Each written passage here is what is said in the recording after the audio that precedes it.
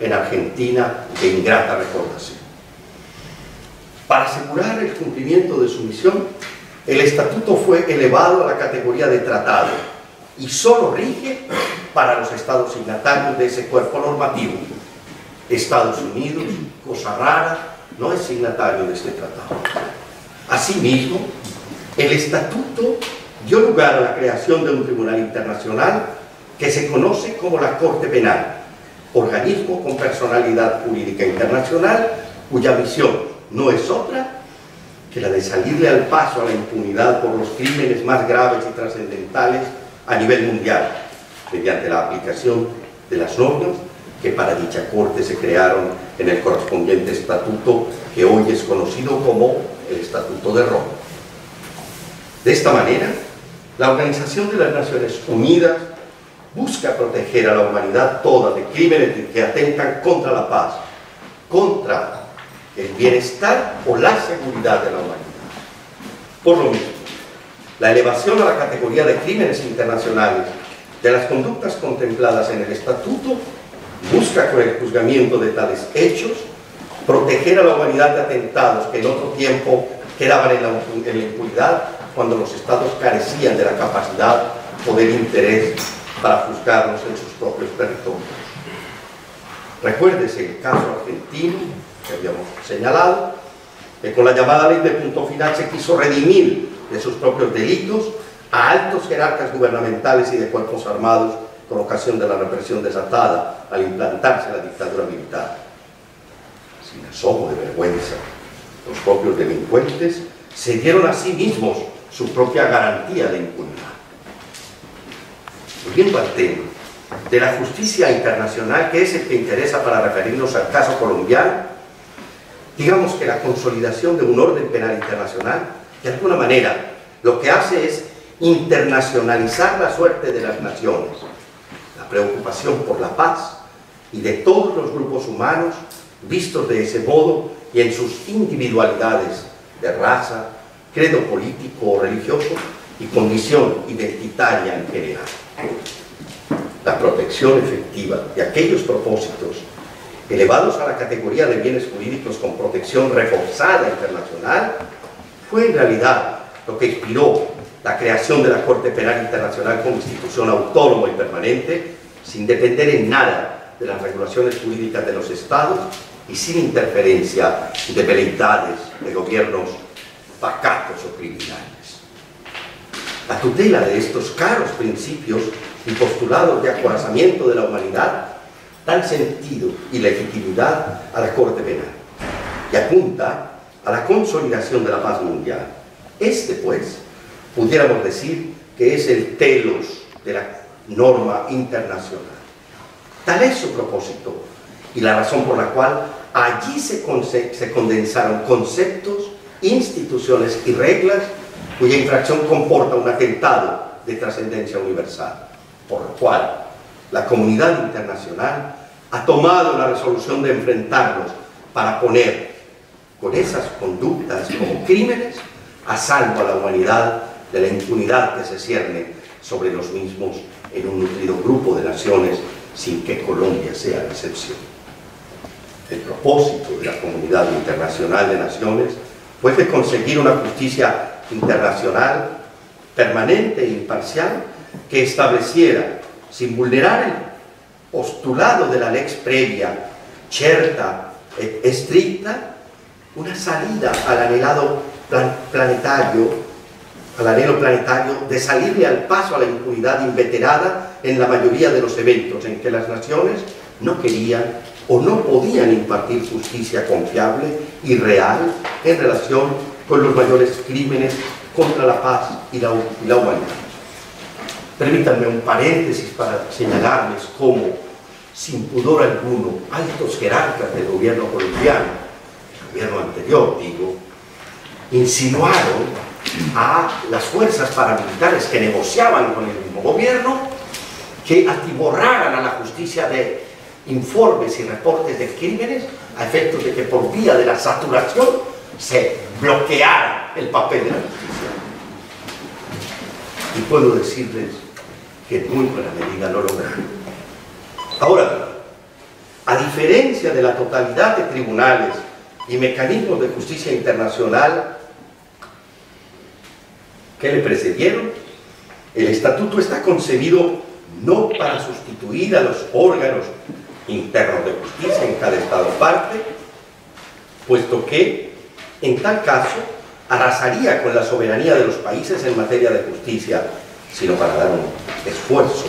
y refuerzo consolidado a bienes jurídicos de inestimable valor en relación con la vida y la integridad de las personas en situación de vulnerabilidad manifiesta, como lo es la población civil o los combatientes vencidos o que han depuesto las armas, entre otros hechos.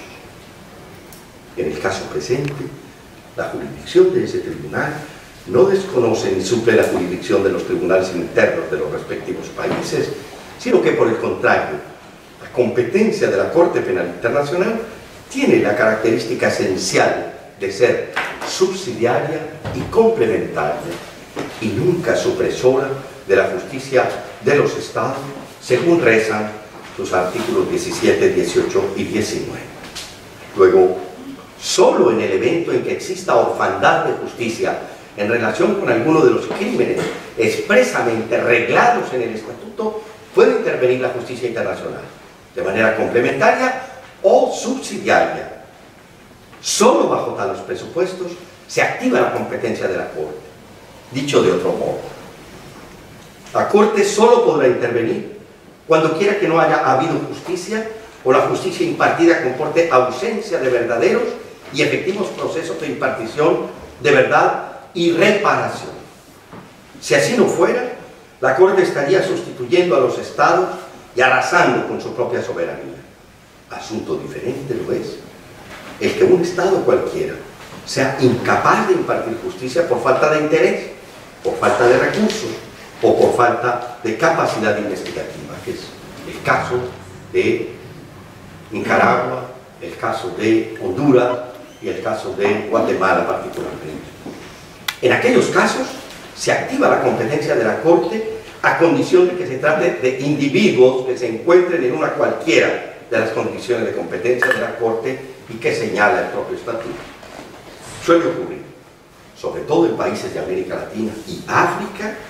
que los sistemas nacionales de justicia son incapaces de adelantar juicios confiables en contra de individuos que, por su condición social, política o preponderancia militar o criminal, desafían los intentos de justicia que en su contra adelantan los organismos internos de justicia. El Estatuto prevé esta situación y cumple con la función supletoria de justicia que la humanidad demanda y las víctimas esperan. Ahora bien, cuando quiera que un Estado no puede garantizar una justicia confiable y realista o no puede adelantar un juicio con suficiente autoridad, bien, porque carece de solvente independencia o suficiente imparcialidad en cada proceso, o porque existe velado interés de los aparatos estatales gubernamentales o de justicia en proteger del castigo a responsables de graves atentados contra la paz o la humanidad, se activa la competencia de la Corte en relación con aquellos crímenes. Luego, la Corte no tiene competencia plena en relación con los atentados o punibles que se produzcan en cada nación, sino que conoce de manera subsidiaria cuando quiera que ciertas conductas han tenido ocurrencia, a condición de que el Estado parte haya aceptado previamente la jurisdicción de la Corte y no haya habido salvaguarda de la jurisdicción automática. Cuando un Estado en el que se haya realizado una conducta criminal o del cual es nacional el autor del crimen, así lo demande. En caso de que el Estado no sea signatario del tratado, puede a voluntad aceptar la competencia de la Corte para un caso específico. También, cuando el Consejo de Seguridad de las Naciones Unidas presenta ante el fiscal de la Corte denuncias por atentados graves que comporten conductas contempladas en el Estatuto, y en ese caso el fiscal dirá si la Corte debe o no intervenir. Y finalmente, cuando el fiscal de la Corte ha iniciado por propia decisión una investigación de manera oficiosa y así lo refiere y solicita a la Corte. Hoy sabemos que la Corte Penal Internacional y el fiscal penal de la Corte tiene de manera preliminar algunas investigaciones en relación sobre todo con el tema de falsos positivos, que aquí vamos a tratar a profundidad. Yo estoy insistiendo mucho en este fenómeno de la Corte Penal Internacional y del Tratado de Roma, porque hay una serie de dificultades en relación con la observancia que están haciendo, sobre todo la insurgencia colombiana, como condicionamiento en las negociaciones de paz. En estas condiciones planteadas, es evidente que la Corte Penal Internacional puede intervenir la situación colombiana en virtud del tratado del que Colombia es signataria y cuando quiera que se den los presupuestos conforme a los cuales se activa su jurisdicción, a saber que la justicia interna no intervino eficazmente o no lo ha hecho oportunamente, por ello en virtud del carácter de signatario del Estatuto colombiano. Hay unas nuevas teorías que en Europa están en boga, tal vez en Francia es posible que sean reconocidas, esta llamada teoría de los aparatos organizados de poder, que ha desarrollado un pensador alemán llamado Klaus Roxy, en virtud de la cual estas complejas estructuras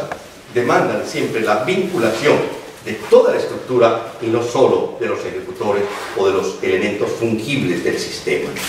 Esto es lo que en Colombia está reclamando un importante sector de la